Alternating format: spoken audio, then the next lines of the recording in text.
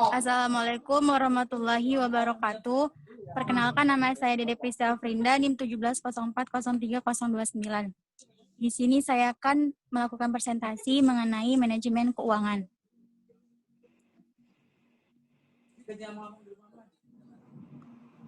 Next. Yang pertama, laporan keuangan. Laporan keuangan adalah sarana utama bagi sebuah perusahaan untuk memberikan informasi keuangan. Bagi pengambil keputusan, laporan ini menyediakan informasi sejarah perusahaan dalam bentuk satuan mata uang.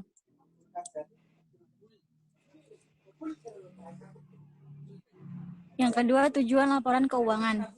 Tujuan laporan keuangan yaitu untuk menyediakan informasi yang berkaitan dengan posisi keuangan, prestasi atau hasil usaha, perusahaan, serta perubahan posisi keuangan suatu perusahaan yang bermanfaat bagi pemakai dalam pengambilan keputusan ekonomi. Dalam PSAK nomor 1 tentang penyajian laporan keuangan atau revisi 2009 menyatakan, tujuan laporan keuangan adalah memberikan informasi mengenai posisi keuangan, kinerja keuangan, dan arus kas entitas yang bermanfaat bagi sebagian besar kalangan pengguna laporan dalam pembuatan keputusan ekonomi. Bentuk laporan terbagi menjadi 3. Yang pertama, neraca, kedua, laporan arus kas, ketiga, laporan laba rugi. Yang pertama, neraca. Neraca merupakan gambaran kondisi dari suatu keuangan perusahaan atau institusi, berguna menampilkan keseimbangan keputusan antara investasi dengan pendanaan. Neraca adalah daftar yang menggambarkan posisi keuangan suatu entitas ekonomi. Misalnya, kondisi keuangan suatu badan usaha atau perusahaan atau organisasi pada suatu saat tertentu. Neraca mencerminkan adanya keseimbangan antara sisi aktiva dan sisi pasifa.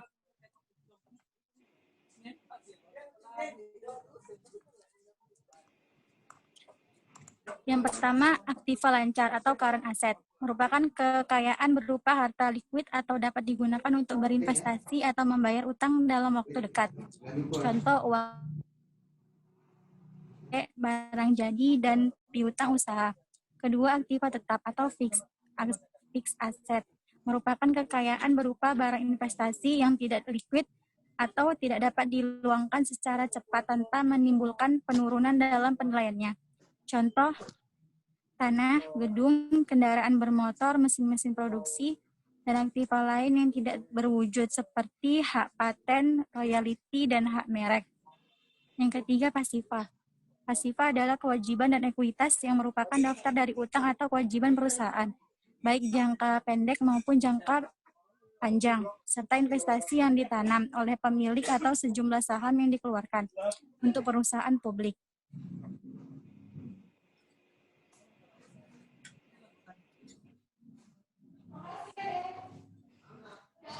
Laporan laba rugi. Pendapatan operasional terdiri dari yang pertama, hasil bunga yang diperoleh dari pendapatan dana pada aktiva produktif. Yang kedua, pendapatan valuta asing diperoleh dari transaksi yang dilakukan bank. Yang ketiga, pendapatan non-operasional, pendapatan yang diperoleh dari bukan usaha pokok bank.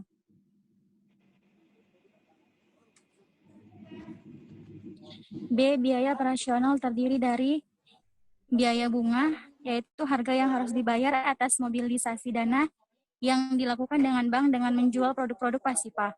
Kemudian biaya valuta asing, yaitu biaya yang timbul akibat selisih kurs atau transaksi yang kerja, yaitu terdiri dari upah dan gaji yang dibayarkan kepada karyawan bank.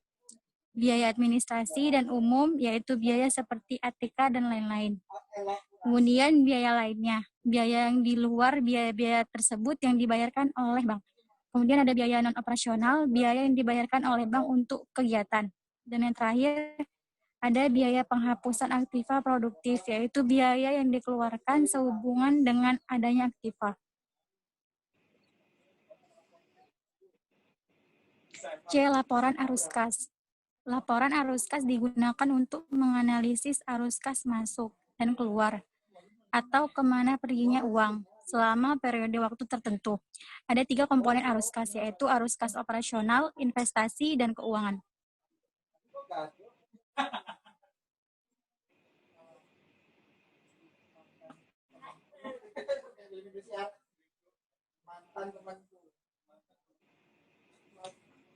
Arus kas operasional yang merupakan arus kas dari aktivitas operasi adalah arus kas yang berasal dari transaksi yang memengaruhi laba bersih.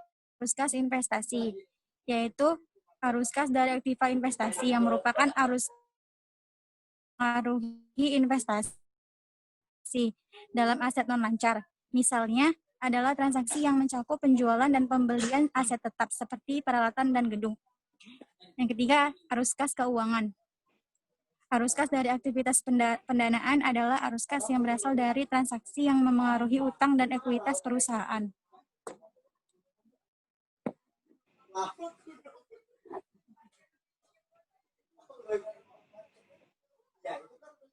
Yang ketiga, rasio keuangan. Rasio keuangan merupakan alat analisis keuangan yang paling sering digunakan. Rasio keuangan menghubungkan berbagai perkiraan yang terdapat pada laporan keuangan, sehingga kondisi keuangan dan hasil operasi suatu perusahaan dapat diinterpretasikan. Rasio keuangan dapat digunakan untuk mengetahui apakah telah terjadi penyimpangan dalam melaksanakan aktivitas operasional perusahaan. Selanjutnya,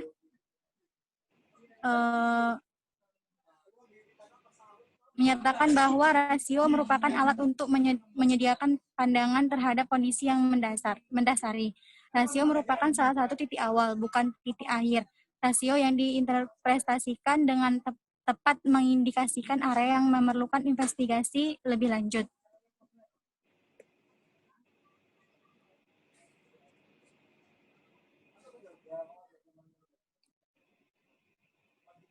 Terdapat 5 jenis rasio keuangan. Pertama, liquidity ratio, capacity structure ratio, asset management efficiency ratio, market value ratio, dan terakhir profitability ratio.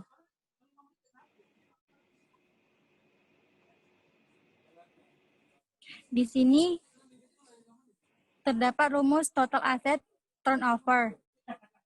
Rumusnya sama dengan penjualan bersih dibagi total aktiva. Rasio yang digunakan untuk menganalisis manajemen aset dalam hal ini adalah total asset turnover atau TATO.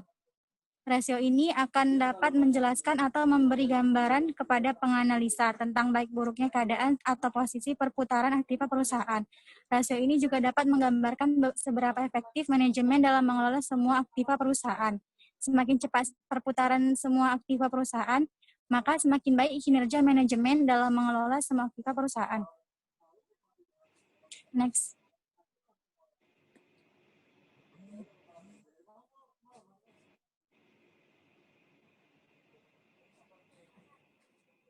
Rasio perputaran aktiva tetap digunakan oleh manajemen perusahaan untuk mengukur efisiensi penggunaan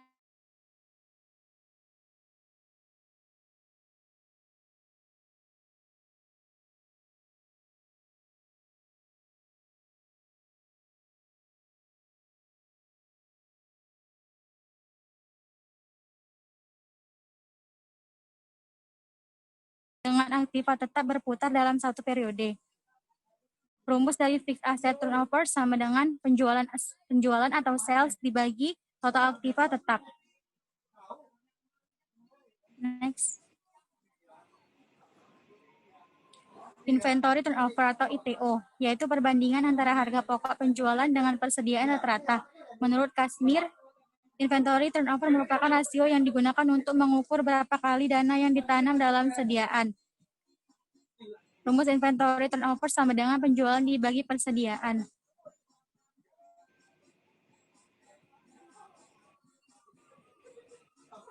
Next.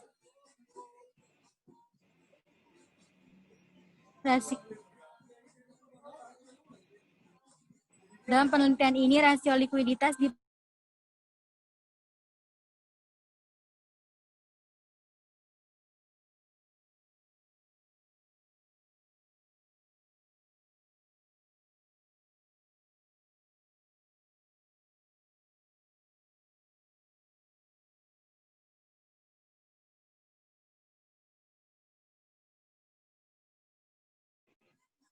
Next.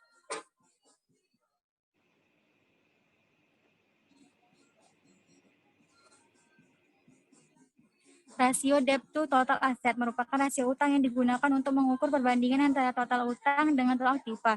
Dengan kata lain, seberapa besar aktiva perusahaan dibiayai oleh hutang atau seberapa besar utang perusahaan berpengaruh terhadap pengelolaan aktiva. Semakin tinggi rasio, semakin banyak, maka semakin sulit bagi perusahaan untuk memperoleh tambahan pinjaman karena dikhawatirkan perusahaan tidak mampu menutupi utang-utangnya dengan aktiva yang dimilikinya. Sebaliknya, semakin rendah rasio ini, maka semakin kecil perusahaan dibiayai dari utang. Standar pengukuran untuk menilai baik tidaknya rasio perusahaan digunakan rasio rata-rata perusahaan yang sejenis. Menurut Kasmir, rumusan untuk mencari debt to asset ratio dapat digunakan sebagai berikut. Debt to asset ratio sama dengan total debt atau hutang dibagi total aktiva atau aset.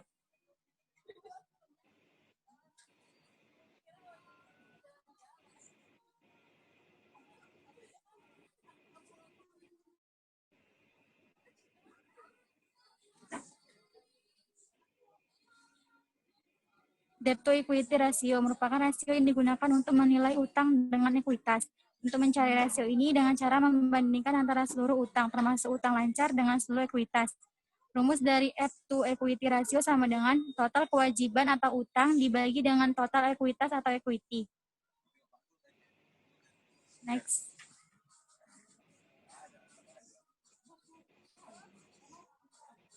Demikian presentasi dari saya, lebih kurangnya saya mohon maaf. Bila ada yang ingin menanggapi, saya persilahkan.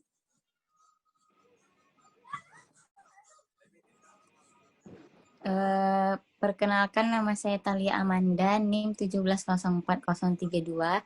Saya ingin memberi komentar perihal presentase Saudari Dedi. Menurut saya, presentasinya cukup jelas, tetapi hanya kurang diberikan contoh secara nyata mengenai tentang hal-hal yang sudah dijelaskan.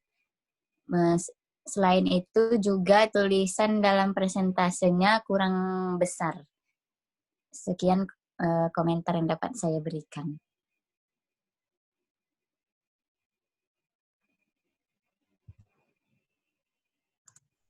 Saya Adiba Aprejasti ingin memberikan komentar terhadap hasil presentasi Dede Presti Aprinda. Menurut saya presentasi Dede sudah bagus, hanya saja di bagian tujuan laporan itu kurang terperinci. Masih secara umum, jadi dari tujuan laporan itu belum terlalu spesifik. Itu saja. Sekian dan terima kasih.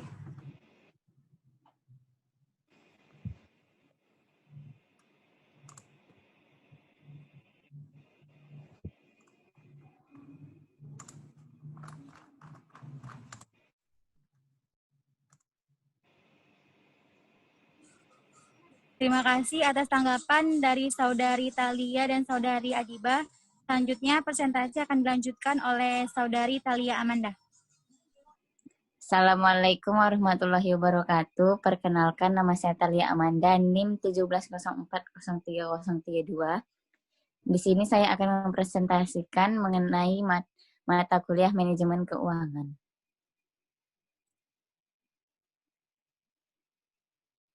Yang pertama, laporan keuangan.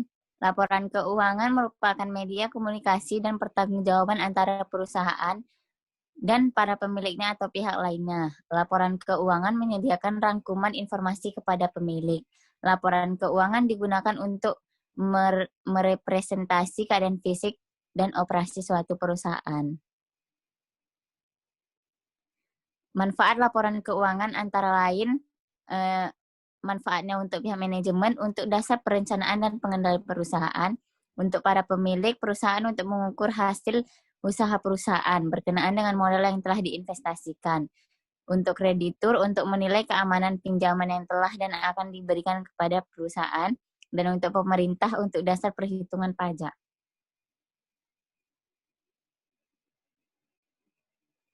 Sembilan elemen laporan keuangan yaitu berupa aktiva atau aset, utang atau kewajiban, modal, pendapatan, biaya, untung, rugi, setoran, dan PRIF.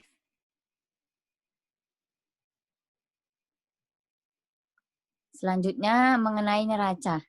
Neraca yaitu laporan posisi keuangan yang menggambarkan aset, kewajiban, dan modal yang dimiliki pada suatu saat tertentu. Unsur neraca terdiri atas nama perusahaan, nama laporan, tanggal neraca, yaitu itu dirangkup dalam judul dan isinya berupa aset, kewajiban, modal.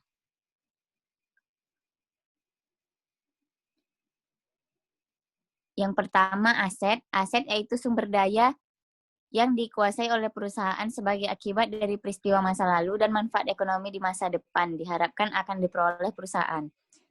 Kewajiban diklaim oleh pihak luar atau kreditur yang harus dilunasi perusahaan. Utang perusahaan masa kini yang timbul dari peristiwa masa lalu.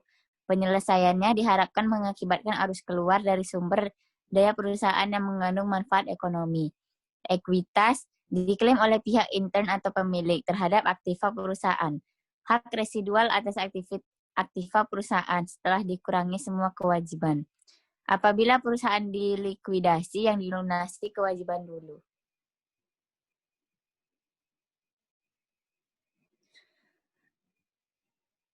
Harta atau aset. Harta merupakan sumber daya yang dimiliki oleh perusahaan yang akan memberikan manfaat ekonomis pada masa yang akan datang. Terdiri atas dua, yaitu aktiva lancar dan aktiva tetap. Yang terdiri atas aktiva lancar yaitu kas, piutang usaha, piutang wesel, perlengkapan, dan beban-beban di bermuka. Yang selanjutnya aktiva tetap yang terdiri atas tanah, gedung, peralatan, dan mesin.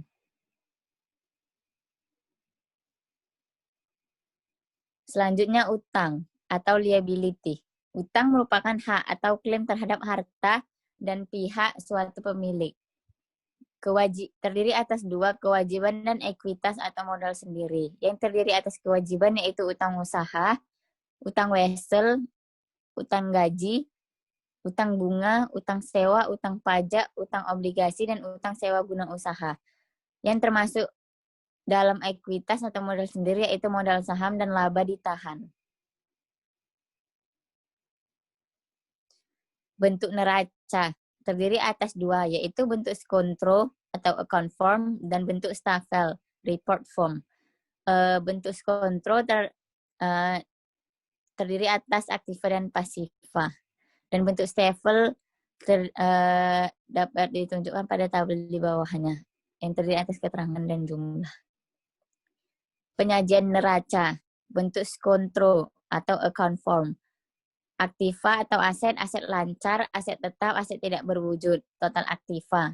Pasiva, modal dan equity, kewajiban lancar, kewajiban jangka panjang, ekuitas, dan total pasiva.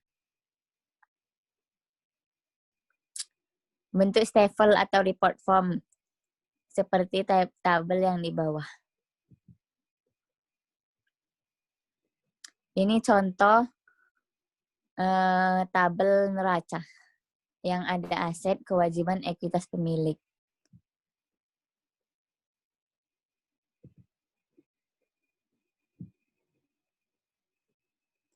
Selanjutnya mengenai laporan laba rugi. Laporan laba rugi yaitu laporan menyajikan hasil usaha perusahaan dalam rentang waktu tertentu. Komponennya terdiri atas nama perusahaan, nama laporan, tanggal R atau L. Itu termasuk dalam judul dan isinya yaitu pendapatan, biaya, untung atau rugi. Pendapatan atau revenues, aliran masuk sumber ekonomi ke dalam perusahaan yang berasal dari penyerahan barang dan jasa yang merupakan kegiatan utama perusahaan.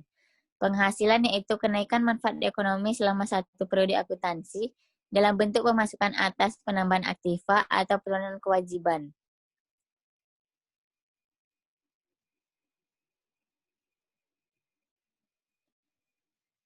Beban yang termasuk dalam beban yaitu aliran keluar sumber ekonomi dari perusahaan sebagai akibat penyerahan barang atau jasa yang merupakan kegiatan utama perusahaan.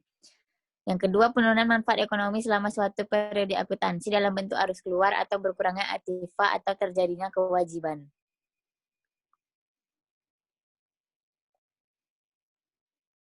Laba atau earning atau income. Laba sama dengan pendapatan dikurang beban.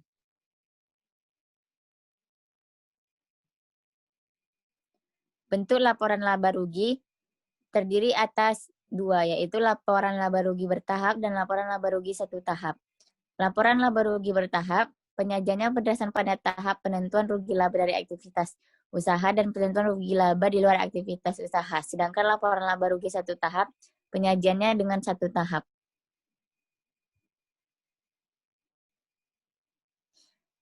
Berikut contoh laporan laba rugi pada toko Sahabat Elektrik.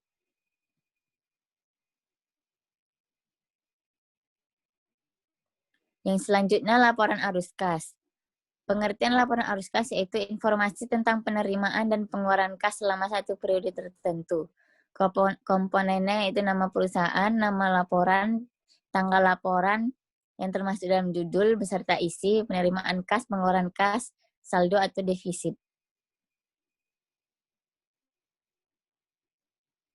Laporan arus kas terdiri dari arus kas dari aktivitas operasi, arus kas dari aktivitas investasi, dan arus kas dari aktivitas pendanaan.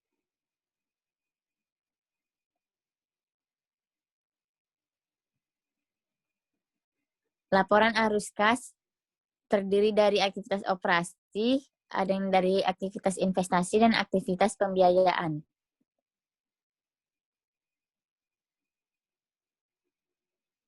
Sekian presentasi dari saya.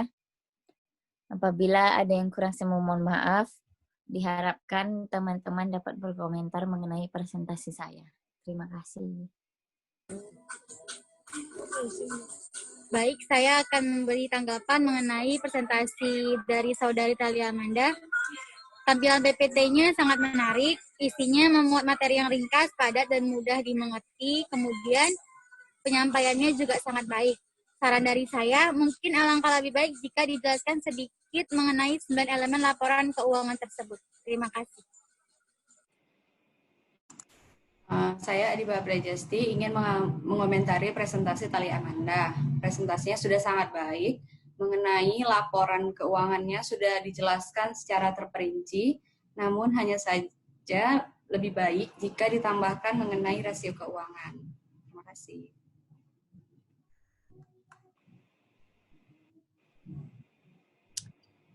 Terima kasih atas komentar teman-teman. Selanjutnya, kepada Saudari Adiba, dipersilahkan untuk presentasi.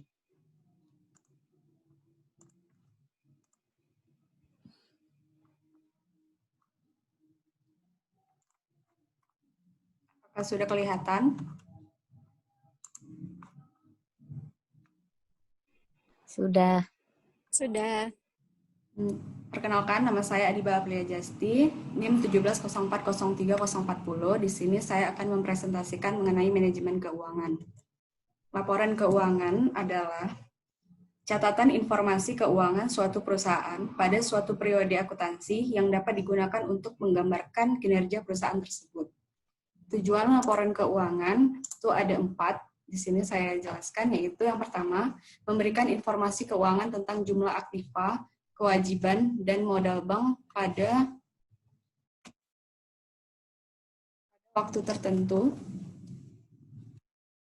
Kedua, memberikan informasi tentang hasil usaha yang tercermin dari pendapatan yang diperoleh dan biaya-biaya yang dikeluarkan dalam periode tertentu. Yang ketiga, memberikan informasi tentang perubahan-perubahan yang terjadi dalam aktiva, kewajiban, dan modal suatu bank. Dan yang keempat, memberikan informasi tentang kinerja manajemen bank dalam suatu periode. Laporan keuangan, yaitu yang pertama ada laporan neraca. Neraca adalah laporan yang menggambarkan posisi atau kondisi keuangan suatu perusahaan pada saat tertentu, juga merupakan hasil akhir proses akuntansi. Neraca adalah suatu daftar keuangan yang memuat ikhtisar tentang harta, utang, dan modal suatu unit usaha atau perusahaan pada suatu saat tertentu. Biasanya pada penutupan hari terakhir dari suatu bulan atau suatu tahun. Neraca merupakan laporan keuangan utama yang memberikan informasi tentang posisi keuangan pada suatu saat, menyajikan 2 bagian pokok, yaitu aktiva atau aset, dan pasiva, yaitu liability dan capital. Aktiva adalah jumlah harta atau kekayaan yang dimiliki perusahaan, sedangkan pasiva adalah jumlah kewajiban perusahaan atau sumber yang digunakan untuk memperoleh aktiva tersebut. yaitu kekayaan atau aset investasi sebuah perusahaan. Aktiva terdiri dari aktiva lancar dan aktiva tetap. Lancar yaitu kekayaan berupa harta likuid yang dapat digunakan untuk berinvestasi atau membayar utang dalam waktu dekat. Misalnya kas, deposit, investasi jangka pendek, barang jadi, dan piutang usaha. Tetap yaitu kekayaan berupa barang investasi yang tidak likuid atau tidak dapat diuangkan secara cepat tanpa menimbulkan penurunan dalam penilaiannya. Contohnya tanah, gedung, kendaraan bermotor, mesin, dan yang lain-lain. Nah, pasiva adalah kewajiban dan ekuitas yang merupakan daftar dari utang atau kewajiban perusahaan, baik jangka pendek maupun jangka panjang, serta investasi yang ditanam oleh pemilik atau sejumlah saham yang dikeluarkan untuk perusahaan publik. Ini contoh laporan neraca.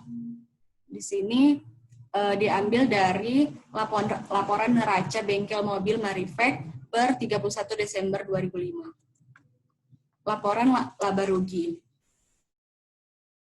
Laporan laba rugi adalah suatu daftar yang memuat ikhtisar tentang penghasilan, biaya, serta hasil neto suatu perusahaan pada suatu periode tertentu. Misalnya untuk 1 bulan atau 1 tahun. Laporan laba rugi merupakan laporan keuangan utama di samping neraca, memberikan informasi tentang perubahan posisi keuangan dari kegiatan operasi perusahaan selama satu periode tertentu yang menyajikan 2 unsur pokok, yaitu penghasilan dan biaya. Laporan laba rugi menggambarkan besarnya jumlah pendapatan dan biaya dalam suatu periode, sehingga informasi tersebut menggambarkan keberhasilan atau kegagalan kinerja perusahaan. Elemen dalam laporan laba rugi yaitu ada pendapatan, beban, keuntungan, dan kerugian. Ini contoh laporan laba rugi yang diambil dari CV Max Monroe periode Agustus 2018. Itu terdiri dari pendapatan, pengeluaran, dan pendapatan bersih. Laporan arus kas. Laporan arus kas merupakan laporan yang menyediakan informasi mengenai penerimaan kas dan pengeluaran kas oleh suatu entitas selama periode tertentu, serta menjelaskan dampak aktivitas operasi, investasi, dan pendanaan perusahaan terhadap arus kas selama satu periode akuntansi. Klasifikasi laporan arus kas terdiri dari aktivitas operasi, yaitu aktivitas penghasil utama pendapatan perusahaan dan aktivitas lainnya yang bukan merupakan aktivitas investasi dan aktivitas pendanaan. Yang kedua, aktivitas investasi, perolehan dan pelepasan aktiva jangka panjang, serta investasi lain yang tidak termasuk setara kas. Yang ketiga, aktivitas pendanaan, aktivitas yang mengakibatkan perubahan dalam jumlah atau komposisi modal dan pinjaman perusahaan. Rasio keuangan. Rasio keuangan merupakan alat analisis keuangan yang paling sering digunakan. Rasio keuangan menghubungkan berbagai perkiraan yang terdapat pada laporan keuangan, sehingga kondisi keuangan dan hasil operasi suatu perusahaan dapat diinterpretasikan. Kegunaan rasio keuangan yaitu untuk mengetahui apakah telah terjadi penyimpangan dalam melaksanakan aktivitas operasional perusahaan. Rasio merupakan alat untuk menyediakan pandangan terhadap kondisi yang mendasari. Rasio merupakan salah satu titik awal, bukan titik akhir.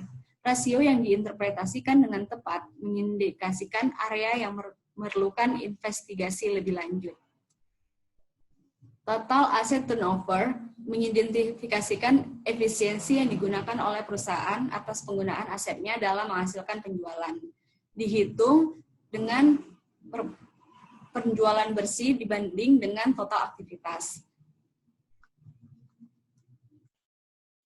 Asset turnover merupakan rasio yang digunakan untuk mengukur apakah perusahaan sudah menggunakan kapasitas aktiva tetap sepenuhnya atau belum. Dihitung dengan penjualan atau sales dibagi dengan total aktiva tetap. Inventory turnover yaitu perbandingan antara harga pokok penjualan dengan persediaan rata-rata inventory turnover merupakan rasio yang digunakan untuk mengukur berapa kali dana yang ditanam dalam persediaan ini berputar dalam suatu periode, yaitu dengan menghitung penjualan dibagi dengan persediaan. Current ratio adalah perbandingan antara kelebihan uang kas atau aktiva lancar lainnya dengan hutang lancar, yaitu hutang yang harus dibayar segera mungkin. dihitung dengan aktiva lancar dibagi dengan hutang lancar. Rasio debt to total asset merupakan rasio utang yang digunakan untuk mengukur perbandingan antara total utang dengan total aktiva. Semakin tinggi rasio ini, maka pendanaan dengan utang semakin banyak.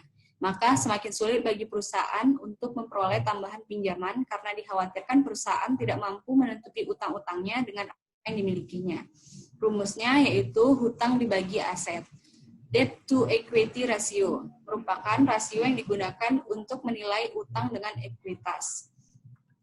Rumusnya debt to equity ratio sama dengan utang dibagi ekuitas. Demikianlah presentasi dari saya. Kepada rekan-rekan silakan untuk menanggapi.